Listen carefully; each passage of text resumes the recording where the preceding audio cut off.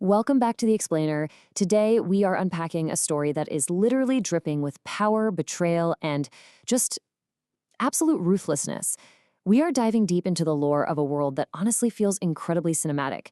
It's like you're stepping directly into the dark, dramatic prologue of an epic, high-stakes anime. You know the vibe. The atmosphere is tense, the stakes are global, and the history we are about to decode sets the absolute perfect stage for a massive, bloody conflict. Let's get right into it. Okay, let's dive into this, because this quote right here, this is our cold open hook. It completely shatters what we think we know about history. Look, we're all taught the traditional colonial timeline, right? The idea that the British Empire expanded across India for textiles, industrial resources, exotic spices, the whole shebang. But the source material throws us a massive curveball, suggesting a dark, hidden reason behind a 250-year empire. They didn't stay for the steel or the cotton, no. They stayed for a single, wildly powerful plant. Chapter 1. Roots of the Trade, the Opium Empire. And this brilliantly illustrates the shift. We are transitioning away from the bright, bustling ports of everyday global commerce, right down into the shadowy underworld of literally the darkest, most addictive substance on the planet. The sheer scale of this historical bait-and-switch is just staggering. On the surface, you've got the cover story. Cotton, steel, spices, normal commodities. But beneath it lies the real prize, the opium poppy, the biological factory for heroin. The entire engine of colonial expansion wasn't just fueled by trade, it was fueled by monopolizing a devastating narcotic. It completely changes the entire context of the empire in this story. To put that into perspective, we're talking about an empire holding an astonishing 95% control of the global opium trade. 95%. That kind of staggering dominance was secured by holding two very specific, highly contested regions in an absolute iron grip, Afghanistan and the Golden Triangle. By locking down these two territories, the empire wasn't just wealthy. No, they practically held the strings to global power, fueled entirely by those poppy fields. Chapter 2. The Syndicate Split, the 1947 Fracture. Okay, so flash forward to 1947, the British leave India, but they abandon the infrastructure of literally the most profitable business in the world. Without the empire holding it all together, the monopoly just instantly snaps in half, leaving behind this colossal power vacuum. Out of the ashes, two newly formed rival factions emerge. You have the Afghan Trading Company on one side and the Golden Trading Company on the other. You can picture these factions like twin, warring anime clans. Each one inherits a massive piece of an illicit empire, they're heavily armed, and they are absolutely ruthless. This exact fracture, this fight over who gets to control the world's supply, is the spark that ignited the brutal opium wars.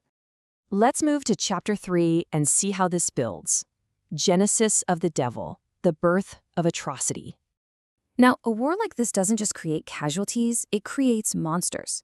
When a power vacuum this massive exists, it pretty much demands terrifying villains to fill it, and the source material uses this incredibly dramatic, almost stoic framing to introduce the new threat.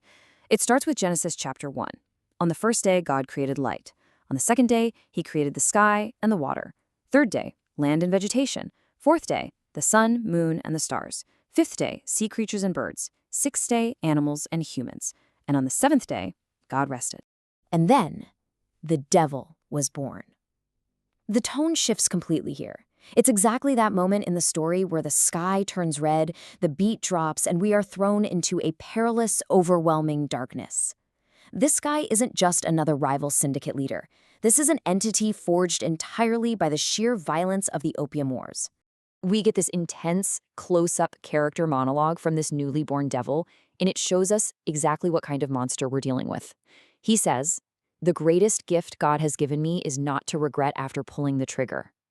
Talk about absolute ruthlessness. There is zero moral hesitation here, no burden of a guilty conscience. In a shadow war, that kind of detachment is a terrifying, evolutionary trait for a survivor. And the chilling psychology goes even deeper. Staring directly into the antagonist's mind, we see that trauma simply doesn't register for them. Like, at all. The ghosts of the people they've killed, they don't haunt their dreams. Their mind is exclusively, obsessively focused on the enemies who are still breathing. It is pure, predatory hyperfocus. Then, they cap off this introduction with a sinister, incredibly quiet threat. "I advise you not to stumble into my dreams." Because think about it. To be in this villain's dreams means you are an enemy that remains. And if you are an enemy that remains, you're nothing but the next target on the list. It's a brilliantly terrifying way to establish the antagonist's total dominance.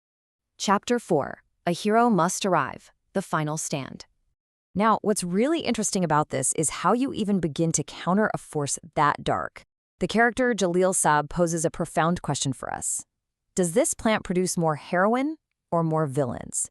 It's a really dark realization that the opium poppy isn't just a commodity anymore. It's basically a corruption engine. The violence and the greed have infected absolutely everything. At this point, it seems like everyone in the story has simply become a monster, fighting for a slice of the pie. But as you know, this lore follows a universal law of epic anime storytelling. When the atrocities of the villains become absolutely unbearable, when evil reaches its peak and threatens to consume everything in its path, the narrative itself demands an intervention. A savior is inevitably summoned to the battlefield to balance the scales. Which brings us to this incredible, high-energy call to action. This time, you are meant to play that character, sir. You must stop them. It's a direct challenge, hyping us up for an earth-shattering clash between an unstoppable devil and the one hero forced to step onto the battlefield. The stage is perfectly set, the Syndicates are warring, and the final stand is about to begin. So who actually walks away when the smoke clears? That is the massive question this explainer leaves burning in our minds. Are you ready to find out?